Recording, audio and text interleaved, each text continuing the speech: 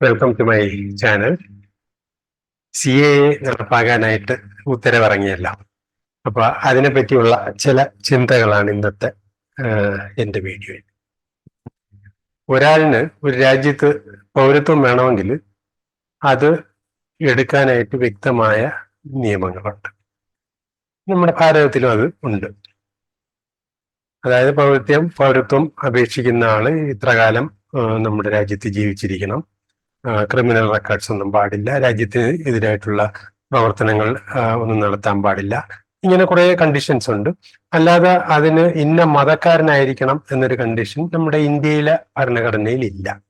അപ്പൊ ഈ കണ്ടീഷൻസ് എല്ലാം പരിശോധിച്ച് അത് തൃപ്തികരമാണെങ്കിൽ പൗരത്വം കൊടുക്കണോ വേണ്ടേ എന്നുള്ളത് രാജ്യം തീരുമാനിക്കും. കാരണം രാജ്യത്തിന് ഇപ്പൊ എല്ലാവരെയും സ്വീകരിക്കാൻ പറ്റില്ലല്ലോ, അതിനുള്ള സ്ഥലം വേണമല്ലോ. അപ്പൊ അതാണ് ഒരു പൗരത്വം എടുക്കാനുള്ള ഒരു സാധാരണ റൂട്ട്. ഇനിയിപ്പോ നമ്മൾ കൺസിഡർ ചെയ്യുന്നത് പ്രത്യേകിച്ച് രേഖകളൊന്നും ഇല്ലാതെ നമ്മുടെ രാജ്യത്തിലോട്ട് നുഴഞ്ഞു കയറിയവർ അല്ലെങ്കിൽ ഓടിക്കയറിയവരെന്ന് വെച്ച് കഴിഞ്ഞാൽ ഒരു രാജ്യത്തിൽ പീഡനത്തിന് ഇരയാവുന്നവർ അഭയാർത്ഥികളായിട്ട് ഓടിക്കയറുമല്ലോ. അങ്ങനെയുള്ളവർ, അങ്ങനെ ഈ രാജ്യത്തിൽ ഉണ്ടായിരിക്കുന്നവരെ എങ്ങനെ അവർക്ക് പൗരത്വം കൊടുക്കണോ, എന്ത് വേണം? അപ്പൊ സാധാരണഗതിയിൽ എല്ലാ രാജ്യങ്ങളും ഇന്ത്യ ഉൾപ്പെടെ ചെയ്യേണ്ടത് ഒന്നുകിൽ അവരെ അടിച്ച് തിരിച്ചോടിക്കണം, അല്ലാന്നുണ്ടെങ്കിൽ അവർക്ക് എന്തെങ്കിലും രാജ്യത്തിന്റെ പൗരത്വ രേഖകൾ ഉണ്ടെങ്കിൽ ആ രാജ്യത്തോട്ട് ഡിപ്പോർട്ട് ചെയ്യണം. ഇതും അല്ലെങ്കിൽ ഇവരെ ഡിറ്റൻഷൻ ക്യാമ്പുകളിൽ കീപ്പ് ചെയ്യണം, ഒരു തീരുമാനം എടുക്കുന്നത്. അതാണ് എല്ലാ രാജ്യങ്ങളും ചെയ്യുന്നത്. ഇന്ത്യയും അത് തന്നെയാണ് ചെയ്യുന്നത്. എന്നാൽ നമ്മുടെ അയൽ രാജ്യങ്ങളിലുള്ള മതന്യൂനപക്ഷങ്ങൾ, പീഡനം അനുഭവിക്കുന്ന മതന്യൂനപക്ഷങ്ങൾക്ക് ഒരു പ്രത്യേക പരിഗണന വേണം എന്ന് ഭാരത സർക്കാരിന് ഒരു അഭിപ്രായം വന്നു. അതിപ്പോ വന്നതല്ല, സ്വാതന്ത്ര്യം കിട്ടിയ നാള് മുതലുള്ള ഒരു അഭിപ്രായമാണ്. ശരിക്കും പറഞ്ഞാൽ യാതൊരു രേഖയും ഇല്ലാതെ നമ്മുടെ നാട്ടിൽ കയറി വരുന്നവരെല്ലാം തിരിച്ചോടിക്കുകയാണ് വേണ്ടത്. അതാണ് സത്യം. അതിൽ പിന്നെ മതമൊന്നും നോക്കേണ്ട ഒരു കാര്യമില്ല. പക്ഷേ സർക്കാരിന് ഇങ്ങനെ ഒരു സോഫ്റ്റ് കോർണർ അല്ലെങ്കിൽ ഇങ്ങനെ ഒരു ഡിസ്ക്രിമിനേഷൻ വരാൻ കാര്യം, മുസ്ലിങ്ങളെ തിരിച്ച് മുസ്ലിം രാജ്യത്തോട്ട് അയച്ചു കഴിഞ്ഞാൽ അവരെ അവിടെ പ്രത്യേകിച്ച് ഒരു പീഡനത്തിനൊന്നും വിധേയരാക്കാൻ സാധ്യതയില്ല. അതേസമയം മതന്യൂനപക്ഷങ്ങളെ, അതായത് ഉദാഹരണമായിട്ട് ബുദ്ധ മതക്കാര്, ഹിന്ദുക്കള്, അല്ലാന്നുണ്ടെങ്കിൽ സിഖുകാര്, ഇങ്ങനെയുള്ളവരെല്ലാം നമ്മള് മുസ്ലിം രാജ്യത്തിലോട്ട് തിരിച്ചയച്ചാൽ ചിലപ്പോൾ അവര് പീഡനത്തിന് വിധേയരാവുകയോ മരണപ്പെടുകയോ ഒക്കെ ചെയ്യാം. എന്ന് കാരണം വെച്ച് കഴിഞ്ഞാൽ അവരുടെ പോപ്പുലേഷൻ കുറഞ്ഞു വരുന്നതായിട്ടാണ് ആ രാജ്യങ്ങളിലെ സെൻസസ് കാണിക്കുന്നത്. അപ്പൊ ആ ഒരു കാര്യം കണക്കിലെടുത്തിട്ട് ആണ് സർക്കാർ ഈ ഒരു CAA, അതായത് സിറ്റിസൺഷിപ്പ് അമെൻമെന്റ് ആക്ട് കൊണ്ടുവന്നത്. ഇത് ഇന്ത്യൻ പൗരന്മാരെ ഒരു രീതിയിലും ബാധിക്കുന്ന ഒരു നിയമമല്ല. ഇന്ത്യൻ പൗരന്മാർക്ക് ഇത് ബാധകവുമല്ല. ആർക്കാണ് ബാധകം? യാതൊരു രേഖയും ഇല്ലാതെ ഇന്ത്യയിൽ നുഴഞ്ഞു കയറിയോ അഭയാർത്ഥികളായിട്ടോ വന്ന് കിടക്കുന്നവരിൽ മുസ്ലിങ്ങളായവരെ തിരിച്ച് മുസ്ലിം രാജ്യങ്ങളിലോട്ട് വിടുക, അല്ലാത്തവരിൽ ചിലരെ, അതായത് രേഖകളും നമ്മുടെ നിയമങ്ങളും എല്ലാം അനുശാസിക്കുന്ന രീതിയിൽ ഉള്ളവരെ, അവര് ഹിന്ദുക്കളോ ബുദ്ധമതക്കാരോ പാഴ്സികളോ സിഖുകാരോ ഒക്കെ ആണെങ്കിൽ നമ്മുടെ നാട്ടിലോട്ട് പൗരത്വം കൊടുക്കുക, 5 വർഷത്തിലധികം ഇവിടെ താമസിച്ചെങ്കിൽ. ഇതാണ് CAA. അത് ഒരു വിധത്തിലും ഇന്ത്യയിൽ ഇപ്പോൾ ഉള്ള പൗരന്മാർക്ക് ബാധിക്കുന്ന നിയമമേ അല്ല. അതാണ് ഏറ്റവും പ്രധാനം. പിന്നെ ഇതിലെ CAA നിയമവശങ്ങൾ നമുക്കൊന്ന് പരിശോധിക്കാം. CAA മുസ്ലിമുകൾക്ക് ഇന്ത്യൻ പൗരത്വം നൽകാൻ വ്യവസ്ഥയില്ല. എന്തുകൊണ്ട്? നുഴഞ്ഞു കയറിയവരിൽ മുസ്ലിങ്ങൾ തിരിച്ചു പോകണം എന്ന് തന്നെയാണ് ഇന്ത്യക്കാരുടെ അല്ലെങ്കിൽ ഇന്ത്യ സർക്കാരിന്റെ അഭിപ്രായം. അതായത് മുസ്ലിങ്ങൾക്ക് കൂടുതൽ അവരുടെ മതവിശ്വാസം അനുസരിച്ച് ജീവിക്കാൻ പറ്റിയ സ്ഥലം മുസ്ലിം രാജ്യം തന്നെയാണ്, അതിന് സംശയമില്ല. പക്ഷേ ഇന്ത്യയിൽ മുസ്ലിങ്ങളായാലും മറ്റു മതക്കാരായാലും കൂടുതൽ സ്വതന്ത്രമായിട്ട് ജീവിക്കാം. ആ ഒരു സ്വതന്ത്ര ജീവിതം സ്വപ്നം കണ്ടിട്ടാണ് വരുന്നതെങ്കിൽ ആ മുസ്ലിങ്ങൾ പൗരത്വത്തിന് അപേക്ഷിക്കണം. അപ്പൊ അവർക്ക് പൗരത്വം അവര് ഡിസർവ് ചെയ്യുന്നുണ്ടെങ്കിൽ സർക്കാർ കൊടുക്കും. അല്ലാതെ CAA വഴി, അതായത് എങ്ങനെയെങ്കിലും നുഴഞ്ഞു കയറിയിട്ട് പൗരനാകാം എന്ന് വിചാരിച്ചാൽ നടക്കൂല എന്നാണ് ഈ CAA പറയുന്നത്. പിന്നെ ഇന്ത്യയിലെ മുസ്ലിങ്ങൾ ഉൾപ്പെടെ എല്ലാ മതക്കാർക്കും കൂടുതൽ സ്വതന്ത്രമായ ജീവിതം ഉണ്ടെന്ന് ചുമ്മാ പറഞ്ഞതല്ല. ശരിക്കും പറഞ്ഞാല് ഇപ്പൊ മുസ്ലിം രാജ്യങ്ങളിലാണ് മുസ്ലിങ്ങൾക്ക് കൂടുതൽ കംഫർട്ടെങ്കിൽ നമ്മുടെ രാജ്യത്തെ മുസ്ലിങ്ങളെല്ലാം പാകിസ്ഥാനിലേക്ക് കുടിയേറാനായിട്ട് പൗരത്വത്തിനായിട്ട് ഒക്കെ അപേക്ഷിച്ച് കാത്തു നിൽക്കണ്ടേ? അങ്ങനെ ആരും കാത്തു നിൽക്കുന്നില്ലല്ലോ. ആരും പാകിസ്ഥാനിലോട്ട് നുഴഞ്ഞു കയറുന്നുമില്ല. അപ്പോ അതിന്റെ അത് വെച്ചിട്ടാണ് ഇന്ത്യയിൽ കൂടുതൽ സ്വതന്ത്രമായ, കൂടുതൽ കംഫർട്ടബിൾ ആയ ജീവിതം ഉണ്ട് എന്ന് ഞാൻ പറഞ്ഞു. ഈ മുസ്ലിം ഹിന്ദു വേർതിരിവെന്ന് പറയുന്നത് ഇപ്പൊ വന്ന കാര്യമൊന്നുമില്ല, പണ്ട് മുതലേ ഉണ്ട്. ബ്രിട്ടീഷുകാർ ഡിവൈഡ് ചെയ്തത് തന്നെ മതം വെച്ചിട്ടാണ്. അത് പോട്ടെ, അത് നമ്മുടെ പ്രധാനമന്ത്രി നെഹ്റു 47 നമുക്ക് വിഭജനം നടന്നു. ആ വർഷം തന്നെ പാകിസ്ഥാൻ നമ്മൾ ആക്രമിക്കുകയും ചെയ്തു. അത് കഴിഞ്ഞ് ഈ പാകിസ്ഥാനിലോട്ട് കുടിയേറിയ കുറേ മുസ്ലിങ്ങൾ തിരികെ വരാൻ തുടങ്ങി 48-ലും അതിനുശേഷം. അപ്പൊ അത് വെസ്റ്റ് പാകിസ്ഥാനിൽ നിന്നാണ് ഇങ്ങോട്ട് വന്നുകൊണ്ടിരുന്നത്. അന്ന് വെസ്റ്റ് പാകിസ്ഥാനും ഈസ്റ്റ് പാകിസ്ഥാനുമായിരുന്നു. ഈസ്റ്റ് പാകിസ്ഥാനാണ് പിന്നീട് ബംഗ്ലാദേശ് ഇപ്പൊ ആയത്. അപ്പൊ വെസ്റ്റ് പാകിസ്ഥാനിൽ നിന്ന് ഇത്രയും ആൾക്കാർ വരുമ്പോൾ ഉള്ള പ്രശ്നം എന്തെന്ന് പറഞ്ഞു കഴിഞ്ഞാൽ, ഈ മുസ്ലിങ്ങൾ ഇന്ത്യയിൽ നിന്ന് വിട്ടുപോയപ്പോൾ അവരുടെ വസ്തുവകകളെല്ലാം സർക്കാർ ഏറ്റെടുത്ത് ബാക്കിയുള്ളവർക്ക്, അതായത് ഇപ്പോ പുതിയതായിട്ട് വന്നവർക്കും അല്ലെങ്കിൽ പാകിസ്ഥാനിൽ നിന്ന് ഇങ്ങോട്ട് വന്ന ആൾക്കാർക്ക്, അതായത് പാകിസ്ഥാനിൽ നിന്ന് ഇന്ത്യൻ പൗരത്വത്തിന് വേണ്ടി വന്നവർക്കുമായിട്ട് എല്ലാം അത് ഡിസ്ട്രിബ്യൂട്ട് ചെയ്ത് കഴിഞ്ഞു. അപ്പൊ ഇപ്പൊ പാകിസ്ഥാനിൽ നിന്ന് മുസ്ലിങ്ങൾ തിരികെ വന്നു കഴിഞ്ഞാൽ അവർക്ക് കൊടുക്കാനായിട്ട് ഇരിപ്പിടമില്ല, കിടപ്പിടമില്ല. അപ്പൊ അതുകൊണ്ട് നെഹ്റു പറഞ്ഞു ഒരു പെർമിറ്റ് സിസ്റ്റം ഏർപ്പെടുത്തും. അപ്പോൾ പെർമിറ്റ് സിസ്റ്റത്തിൽ സർക്കാർ പല കാര്യങ്ങൾ പരിഗണിക്കുമല്ലോ, ഇവരെ എങ്ങനെ കുടിയിരുത്താം എന്ന് ആലോചിച്ചിട്ട് അതനുസരിച്ച് പൗരത്വം വേണോ വേണ്ടേ തീരുമാനിക്കാം. പക്ഷേ ഈസ്റ്റ് പാകിസ്ഥാൻ, അതായത് ഇന്നത്തെ ബംഗ്ലാദേശ് പണ്ട് ഈസ്റ്റ് പാകിസ്ഥാനായിരുന്നു. അതിനെ ഇന്ദിരാഗാന്ധി യുദ്ധത്തിൽ തോൽപ്പിച്ചിട്ടാണ് അതിനെ ബംഗ്ലാദേശ് ആക്കിയത്. പുതിയ ആൾക്കാർക്ക് അറിയില്ലെങ്കിൽ എന്നുള്ള രീതിയിൽ പറഞ്ഞതേ ഉള്ളൂ. അപ്പോ ഈസ്റ്റ് പാകിസ്ഥാനിൽ നിന്ന് കുടിയേറുന്നവർക്ക് ഈ പെർമിറ്റ് വേണ്ട. എന്തുകൊണ്ടാ?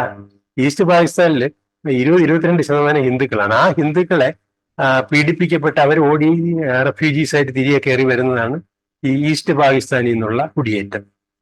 അവർക്ക് പെർമിറ്റ് വേണ്ട. അതിന്റെ അർത്ഥം എന്താ? ഹിന്ദുക്കൾക്ക് പെർമിറ്റ് വേണ്ട, മുസ്ലിങ്ങൾക്ക് പെർമിറ്റ് വേണം. ഇത് ഒന്ന് എന്താ പറയുക,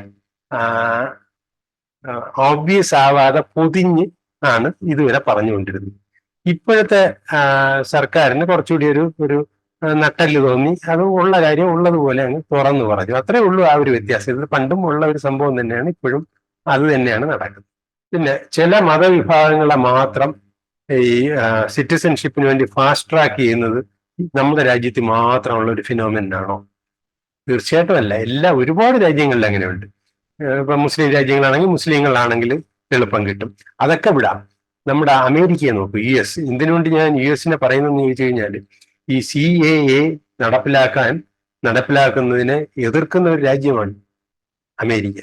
ഈ അമേരിക്ക ജൂതന്മാർക്ക് പൗരത്വത്തിന് വേണ്ടിയിട്ട് ഒരുപാട് സൗജന്യങ്ങൾ ചെയ്തിട്ടുണ്ട്, ഒരുപാട് ഫാസ്റ്റ് ട്രാക്ക് ചെയ്തിട്ടുണ്ട്. 2ാം ലോക മഹായുദ്ധം കഴിഞ്ഞിട്ട് പല പല പല നിയമങ്ങൾ അതിനുവേണ്ടി വന്നിട്ടുണ്ട്. അപ്പോൾ ഈ ഫാസ്റ്റ് ട്രാക്കിംഗ് അല്ലെങ്കിൽ ചില മതവിഭാഗങ്ങൾക്ക് മാത്രം പൗരത്വം നൽകുന്നതിൽ അമേരിക്കയും ഒട്ടും പിന്നിലല്ല. അപ്പൊ അവരെന്തിനാണ് നമ്മളെ വിമർശിക്കുന്നത്? ഇനി ഈ ഡിസംബർ 31, 2014 എന്നൊരു കട്ട് ഓഫ് ഡേറ്റ് എന്തിനു വെച്ചു എന്നാണ് അടുത്ത ചോദ്യം. ശരിക്കും ഈ നിയമം അനുസരിച്ച് 5 വർഷം മിനിമം ഇന്ത്യയിൽ താമസിച്ചിരിക്കണം നമ്മുടെ ഇതിനു വേണ്ടിയിട്ട്, ഈ സിറ്റിസൺഷിപ്പ് വേണമെങ്കിൽ. ഈ നിയമം നടപ്പിൽ വന്നത് 2019-ലാണ്. അപ്പൊ 5 വർഷം താമസിച്ചിരിക്കണമെങ്കിൽ അവര് 2014 മുമ്പ് വന്നവരായിരിക്കണം. അതുകൊണ്ടാണ് ആ ഡേറ്റ് വന്നത്. അതിന് വേറെ സാങ്ക്ടിറ്റി ഒന്നുമില്ല. പിന്നെ ഈ പാകിസ്ഥാൻ, ബംഗ്ലാദേശ്, അഫ്ഗാനിസ്ഥാൻ മാത്രം എന്തിനെടുത്തു? അത് ഒരു വിശാല ഭാരതത്തിന്റെ ഒരു കോൺസെപ്റ്റാണ്. അതായത് പാകിസ്ഥാനും ബംഗ്ലാദേശും പണ്ട് ഇന്ത്യയുടെ ഭാഗമായിരുന്നല്ലോ. ഈ ബ്രിട്ടീഷുകാരല്ലേ അതിനെ 2ആയിട്ട് വളർന്നിട്ട് പോയത്. പിന്നെ ഉള്ളത് അഫ്ഗാനിസ്ഥാൻ. ഈ വിശാല ഭാരത ഒരു കോൺസെപ്റ്റ് നോക്കിയാൽ അഫ്ഗാനിസ്ഥാനും പണ്ട് മുതൽ ഇന്ത്യയുടെ ഒരു ഭാഗമായിരുന്നു. ഉദാഹരണമായിട്ട് ഗാന്ധാര, അതായത് നമ്മുടെ ഗാന്ധാര രാജ്യത്തിൽ നിന്നാണല്ലോ വരുന്നത്. ഈ ഗാന്ധാര എന്ന് പറയുന്നത് പാകിസ്ഥാന്റെയും അഫ്ഗാനിസ്ഥാന്റെയും ഭാഗങ്ങളാണ്. ഈ ഗാന്ധാരി ജനിച്ചത് ഈ പറഞ്ഞ മാതിരി ഖണ്ഡഹാറിലാണ്. നമ്മൾ ആ വിമാനമൊക്കെ തട്ടിക്കൊണ്ടുപോയ ഒരു സ്ഥലം ഓർമ്മയുണ്ടാവും. അപ്പോ അങ്ങനെ വിചാരിച്ചിട്ടാണ് ഇത് 3 രാജ്യങ്ങളെ സെലക്ട് ചെയ്തിരിക്കുന്നത്. അതായത് പണ്ട് ഭാരതത്തിന്റെ ഭാഗമായിരുന്ന രാജ്യങ്ങൾ എന്നുള്ള രീതി. അപ്പൊ മതന്യൂനപക്ഷങ്ങൾക്ക് മാത്രമാണ് കൊടുക്കുന്നതെങ്കിൽ ഈ ജ്യൂസിന് എന്തുകൊണ്ട് കൊടുക്കുന്നില്ല, രോഹിംഗ്യൻസിന് എന്തുകൊണ്ട് കൊടുക്കുന്നില്ല, അഹമ്മദീസിന് എന്തുകൊണ്ട് കൊടുക്കുന്നില്ല, ഇങ്ങനെ ചിലർ ചോദിക്കുന്നു. അപ്പൊ അതില് ഈ ജ്യൂസിന്റെ കാര്യം പറഞ്ഞാൽ ജ്യൂസ് ഇങ്ങോട്ട് പൗരത്വമൊന്നും ചോദിച്ചിട്ടില്ല. അവര് പറ്റുമെങ്കിൽ തിരിച്ച് ഇസ്രായേലിൽ പോകും. നമ്മുടെ കൊച്ചിയിൽ നിന്ന് തന്നെ നമ്മുടെ ജ്യൂസ് മുഴുവനും മുഴുവനല്ല എങ്കിലും ഒട്ടുമുക്കാൽ പേരും ഇസ്രായേലിലോട്ട് മടങ്ങിയല്ല, അവിടെ യുദ്ധം നടക്കുന്നത് എന്ന് ഇടയ്ക്കിടയ്ക്ക് യുദ്ധം നടക്കുന്ന ഒരു സ്ഥലമാണ് എന്നിട്ട് പോലും. അപ്പൊ അതാണ് ജ്യൂസ്. അപ്പൊ അവർക്ക് പൗരത്വം വേണ്ട, അതുകൊണ്ട് നമ്മൾ അത് മെൻഷൻ ചെയ്യേണ്ട കാര്യമില്ല. പിന്നെ ഈ രോഹിംഗ്യൻ എന്ന് പറയുന്ന സാധനം, അത് ശരിക്കും ഞാൻ ആദ്യമായിട്ട് മനസ്സിലാക്കിയത് ഒരു ന്യൂസിൽ നിന്നാണ്. അതായത് വെച്ച് കഴിഞ്ഞാല് ഈ രോഹിംഗ്യൻ അഭയാർത്ഥികൾ കയറിയ ഒരു ബോട്ട് അത് മലേഷ്യയിൽ അടുക്കാൻ പോയപ്പോൾ അവർ സമ്മതിച്ചില്ല, അവരവിടെ നിന്ന് ഓടിച്ച്. മലേഷ്യ എന്ന് പറഞ്ഞു കഴിഞ്ഞാൽ ഒരു 2 മുസ്ലിങ്ങളുള്ള ഒരു രാജ്യമാണ്. അവർ ഈ രോഹിംഗ്യൻ എന്നുള്ള മുസ്ലിങ്ങളെ അവിടെ അടുപ്പിക്കുന്നില്ല. അവര് ബോട്ട് ഇന്തോനേഷ്യയിൽ അടുപ്പിക്കാൻ ശ്രമിച്ചു. ഇന്തോനേഷ്യ അവിടെ അടുപ്പിക്കാൻ സമ്മതിക്കില്ല. ഇന്തോനേഷ്യ ആരാണ്? 90% മുസ്ലിങ്ങളുള്ള ഒരു രാജ്യമാണ്. അവിടെ അടുപ്പിക്കാൻ സമ്മതിക്കില്ല. ഇത് കഷ്ടമല്ലേ? ഇത് വെച്ച് കഴിഞ്ഞാൽ റെഫ്യൂജീസ്, അഭയാർത്ഥികൾ, അവർ കടലിൽ കിടക്കുന്നു, കരയിൽ കയറ്റുന്നില്ല. അപ്പോ അവര് കുറെ പേര് ചിലപ്പോൾ നീന്തി വന്ന് ഈ പറഞ്ഞ മാതിരി നുഴഞ്ഞു കയറി കാണും. ചിലര് തിരികെ വേറെ ഏതെങ്കിലും രാജ്യത്ത് പോയി കാണും, ചിലർ മരിച്ചു പോയി കാണും. അതറിയാൻ വയ്യ. കാരണം ഈ പത്ര റിപ്പോർട്ട്, ഈ ഇതുമാതിരി ഒരു റിപ്പോർട്ട് ചെയ്തു കഴിഞ്ഞാൽ അതിനെന്ത് സംഭവിച്ചെന്ന് പിറ്റെന്ന് പറയില്ല. അപ്പൊ അതുകൊണ്ട് തന്നെ അതിനെപ്പറ്റി എനിക്കറിയില്ല. പക്ഷെ എങ്കിലും അതൊരു ഭീകര സംഭവമാണെന്ന് നമുക്ക് തോന്നുന്നു. പക്ഷെ അവർ പറഞ്ഞ എക്സ്പ്ലനേഷൻ വളരെ കൃത്യമാണ്. അതായത് ഇവര് ഈ അഭയാർത്ഥികളെന്ന് പറഞ്ഞു വരുന്നതിൽ കുറെ ടെററിസ്റ്റുകൾ കാണും. കാരണം അവിടെ ബർമയിൽ, അതായത് മ്യാൻമാർ, അവിടെ ഗവൺമെന്റുമായിട്ട് യുദ്ധം ചെയ്യുന്ന കുറെ പാർട്ടികളാണല്ലേ വരും. അപ്പൊ അതിൽ നിന്ന് രക്ഷപ്പെട്ടു വരുന്നതിൽ കുറച്ച് ടെററിസ്റ്റ് കാണും, അവരെ ഞങ്ങൾ കേട്ടൂല. 2, ഇവര് ഇന്തോനേഷ്യയിൽ വന്നാലും അവർ ഇന്തോനേഷ്യനിലെ പോപ്പുലേഷനുമായിട്ട് മിങ്കിൾ ചെയ്ത് ജീവിക്കാനല്ല ഉദ്ദേശിക്കുന്നത്. അവരൊരു പ്രത്യേക സമൂഹമാകാനാണ് ഉദ്ദേശിക്കുന്നത്. അത് നമുക്ക് അനുവദിക്കാൻ ഒക്കില്ല. കാരണം അത് ഒരു രാജ്യത്തിന്റെ സമാധാന ജീവിതത്തിന് വിഘാതമായി വരും. അപ്പൊ അതാണ് അതിലെ പോയിന്റ്. അല്ലാതെ മുസ്ലിം ആയതുകൊണ്ട് കയറ്റണം, മുസ്ലിം ആയതുകൊണ്ട് മുസ്ലിം രാജ്യം പോലും കയറ്റുന്നില്ല. അപ്പൊ അതാണ് അതിലെ പോയിന്റ്. നമ്മുടെ രാജ്യത്തിന്റെ സുസ്ഥിരതയ്ക്കും അല്ലെങ്കിൽ സമാധാനത്തിനും വിഘാതമാകുന്നവരെ കയറ്റരുത്, അത്രയും. ഇനി അഹമ്മദികൾ, അവര് മുസ്ലിങ്ങളാണ്, പക്ഷെ മുസ്ലിങ്ങൾ അല്ലെന്ന് പാകിസ്ഥാനികൾ പറയുന്നു. അറിയാൻ വയ്യ. ഏതായാലും അവര് ഈ ലോകത്തിലെ ഏറ്റവും കൂടുതൽ അഹമ്മദികളുള്ള രാജ്യമാണ് പാകിസ്ഥാൻ. ഈ അഹമ്മദികളെ എല്ലാം കൂടെ നമുക്ക് ഇന്ത്യയിൽ കയറ്റാൻ പറ്റൂല, അതിനുള്ള സ്ഥലം എവിടെ ഇരിക്കുന്നു? പിന്നെ ഈ വന്നതിൽ അഹമ്മദികൾ ഉള്ളതായിട്ടും നമുക്കറിയില്ല. നമ്മുടെ ഈ പറഞ്ഞ മാതിരി ഡോക്യുമെന്റ്സിൽ അങ്ങനെ അഹമ്മദികൾ വന്നതായിട്ടും കാണുന്നില്ല. അപ്പൊ ഈ അഹമ്മദികളും നമ്മുടെ ഈ ജ്യൂസിനെ പോലെ ഒരു പ്രത്യേക സമൂഹമായിട്ട് ജീവിക്കുന്നവരാണ്. അവർ മുസ്ലിങ്ങളുമായിട്ട് ഒത്തുപോകില്ല. മുസ്ലിങ്ങളുമായിട്ട് ഒത്തുപോയില്ലെങ്കിൽ പിന്നെ ഇന്ത്യക്കാരുമായിട്ട് എങ്ങനെ ഒത്തുപോകുമെന്ന് എനിക്ക് ഒട്ടും പിടികിട്ടുന്നില്ല. പിന്നെ ഈ ഇവിടെ വരാത്ത കുറെ പേരെ ക്ഷണിച്ചു വരുത്തി ഇവിടെ പൗരത്വം കൊടുക്കണം എന്ന് പറയേണ്ട ആവശ്യം എന്തുവാ? അപ്പൊ അതിലുള്ള പ്രധാന പോയിന്റ് എന്ന് പറഞ്ഞു കഴിഞ്ഞാൽ, ഈ അലഞ്ഞിരിഞ്ഞ് നടക്കുന്നവർക്കെല്ലാം വന്ന് താമസിക്കാനുള്ള സ്ഥലം അല്ല ഇന്ത്യ എന്ന് പറയും. ഇൻഫാക്ട് നമ്മുടെ ആതിഥ്യ മര്യാദയെ ദുരുപയോഗം ചെയ്ത് നമ്മളെ നശിപ്പിച്ചവരാണ് ബ്രിട്ടീഷുകാരും അതിനു മുമ്പ് വന്ന സകല കുടിയേറ്റക്കാരും കയ്യേറ്റക്കാരും. അതിൽ നിന്നും പാഠം പഠിച്ച് ഇനിയെങ്കിലും നമ്മൾ ഈ ആരെ ഇങ്ങോട്ട് കയറ്റണം എന്നുള്ള കാര്യത്തിൽ വളരെ വളരെ വളരെ ശ്രദ്ധാലുക്കളായിരിക്കണം എന്നുള്ളതാണ് നമ്മുടെ സർക്കാരിന്റെ ഒരു നയം. പിന്നെ ഈ മതമനുസരിച്ചുള്ള ഒരു വിവേചനം നമ്മുടെ രാജ്യത്തിന് ഒരു പുതിയ ഫിനോമിനാണോ? നമ്മുടെ പൗരന്മാരെ പോലും മതവും ജാതിയും അനുസരിച്ച് വിവേചനം ചെയ്യുന്നില്ലേ? നിങ്ങൾ ഒരു ജോലിയുള്ളവരോ പഠിക്കുന്നവരോ ആണെങ്കിൽ അറിയാം, ജോലി കിട്ടുന്നതിനുള്ള മുൻഗണന ചില മതവിഭാഗങ്ങൾക്കുണ്ട്, അല്ലെങ്കിൽ ചില ജാതികൾക്കുണ്ട്. പ്രമോഷന് ചിലർക്ക് മുൻഗണനയുണ്ട്. അപ്പൊ ഇതൊക്കെ വിവേചനമല്ലേ?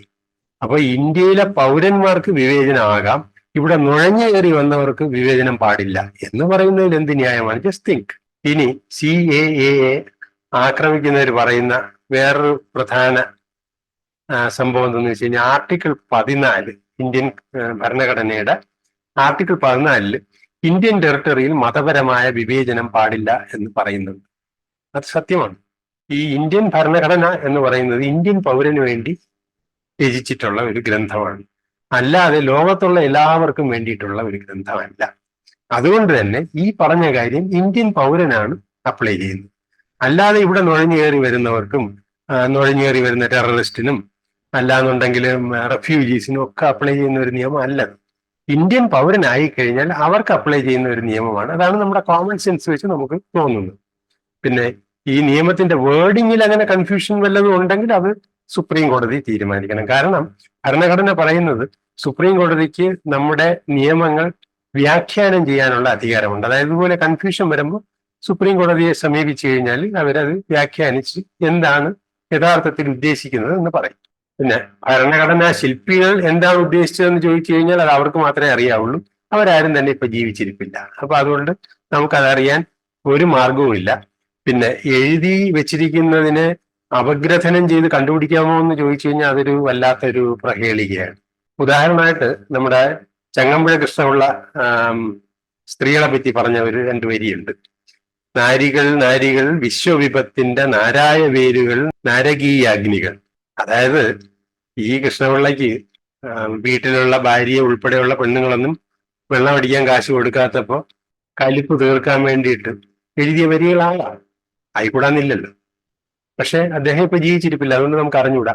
അപ്പൊ നമ്മൾ വരികൾ മാത്രമായിട്ട് വായിച്ച് വിശകലനം ചെയ്യുകയാണെങ്കിൽ പാഞ്ചാലി മുതൽ ഇങ്ങോട്ടുള്ള പല സ്ത്രീകളും മനുഷ്യവംശത്തിന് വരുത്തിയ ദുരിതങ്ങളാണ് കവി ഈ വരികൾ കൊണ്ട് ഉദ്ദേശിക്കുന്നതെന്ന് പറയും.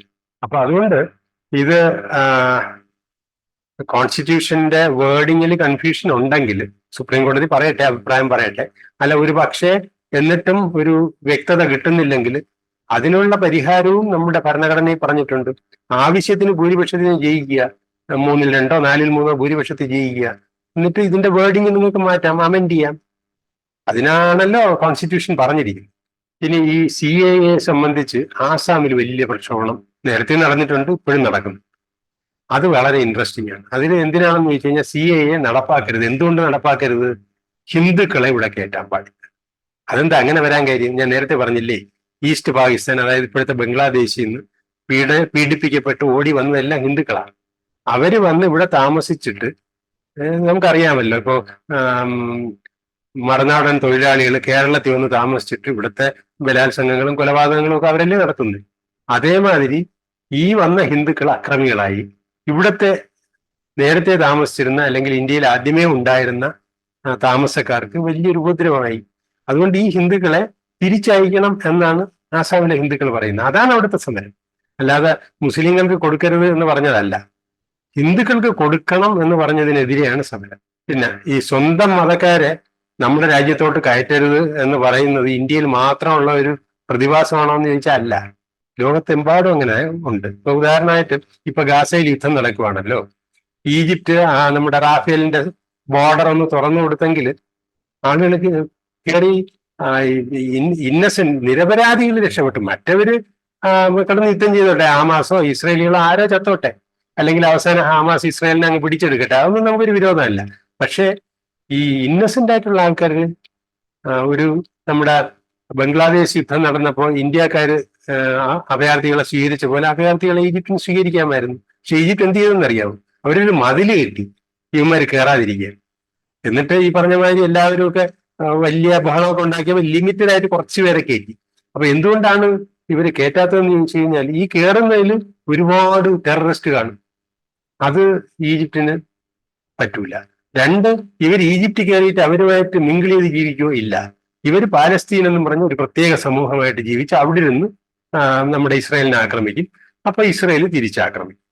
കാരണം വെച്ച് കഴിഞ്ഞാൽ ഇപ്പോഴീ തിരിച്ചാക്രമണം എന്ന് പറഞ്ഞാൽ ഓട്ടോമാറ്റിക്കാണ്.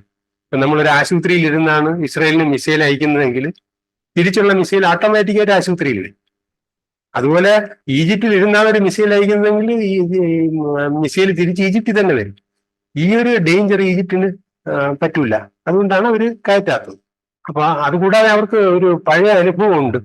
പണ്ട് ജോർഡാനിലെ ഹുസൈൻ രാജാവ് കുറെ പാലസ്തീനിയരെ അവിടെ അഭയം കൊടുത്തു. കാരണം ഇസ്രായേലികൾ അടിച്ചോടിച്ചപ്പോൾ അവര് അഭയം കൊടുത്തു.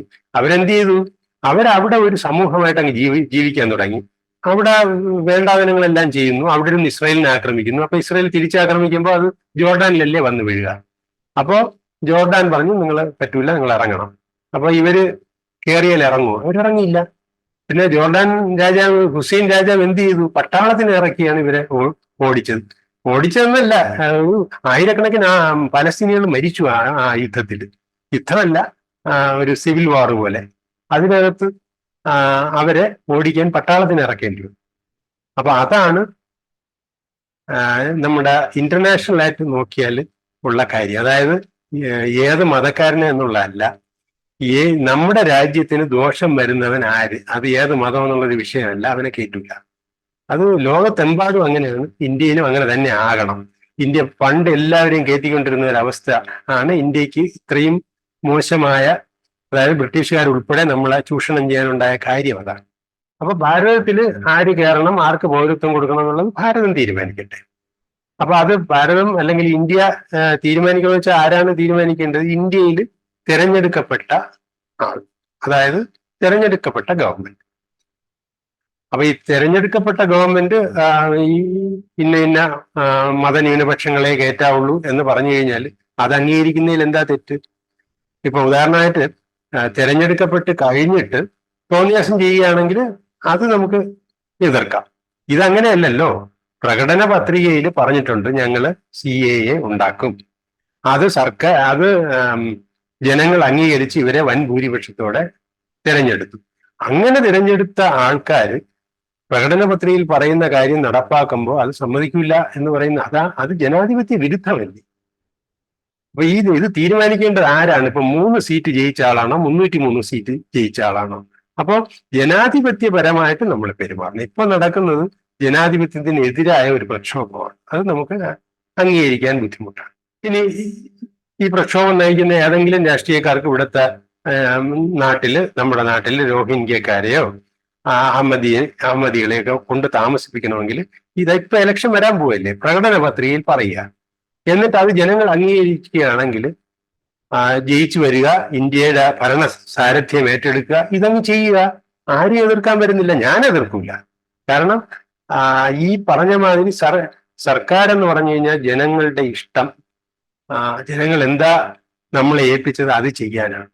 പക്ഷെ ഏൽപ്പിച്ചത് എന്ത് ആണെന്ന് അറിയണമെങ്കിൽ നമ്മൾ ഇന്നതിനെയൊക്കെയാണ് ചെയ്യണമെന്ന് ആദ്യമേ പറഞ്ഞിരിക്കണം. അതിന് ജനത്തിന്റെ മാൻഡേറ്റ് വേണം. പിന്നെ CAA കേരളത്തിൽ നടപ്പാക്കില്ല എന്നൊക്കെ ചില രാഷ്ട്രീയ പാർട്ടികൾ പറയുന്നുണ്ട്. പക്ഷെ അതിന് വലിയ കാര്യമൊന്നുമില്ല.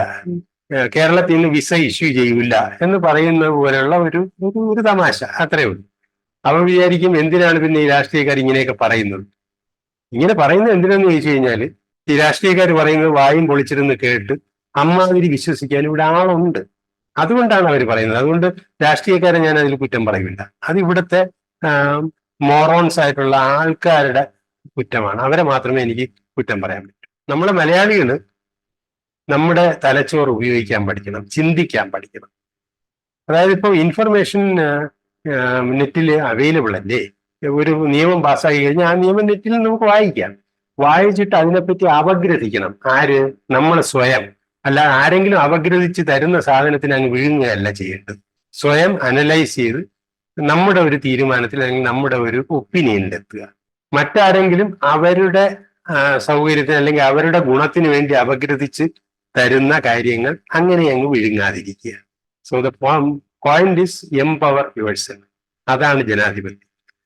നമ്മളെ എംപവേർഡ് സിറ്റിസൺ ഉണ്ടെങ്കിൽ മാത്രമേ, അതായത് പൗരൻ, എംപവേർഡ് പൗരൻ ഉണ്ടെങ്കിലേ ജനാധിപത്യത്തിന് വിജയമുള്ളൂ. ഇപ്പോ ആക്ച്വലി പൗരന്മാരില്ല, പ്രജകളാണ്. പണ്ട് രാജാവിന് പ്രജകളാണല്ലോ. രാജാവ് പറയുന്നതിന് ആരും എതിർത്ത് പറയില്ല, സ്വയം ചിന്തിക്കില്ല. രാജാവ് ചിന്തിച്ച് പറയും ഇതാണ് കാര്യം. പൗരൻ അങ്ങനെയല്ല, പൗരൻ സ്വയം ചിന്തിക്കും. അപ്പോ രാജാവിന്റെ തെറ്റുകുറ്റങ്ങളെയും ചൂണ്ടിക്കാണിക്കാൻ പറ്റും. അതുകൊണ്ട് തന്നെ രാജ്യം പുരോഗതിയിലോട്ടും നല്ല രീതിയിലും മുമ്പോട്ടും അങ്ങനെ വരട്ടെ എന്ന് ആശംസിച്ചുകൊണ്ട് നിർത്തുന്നു. നമസ്കാരം.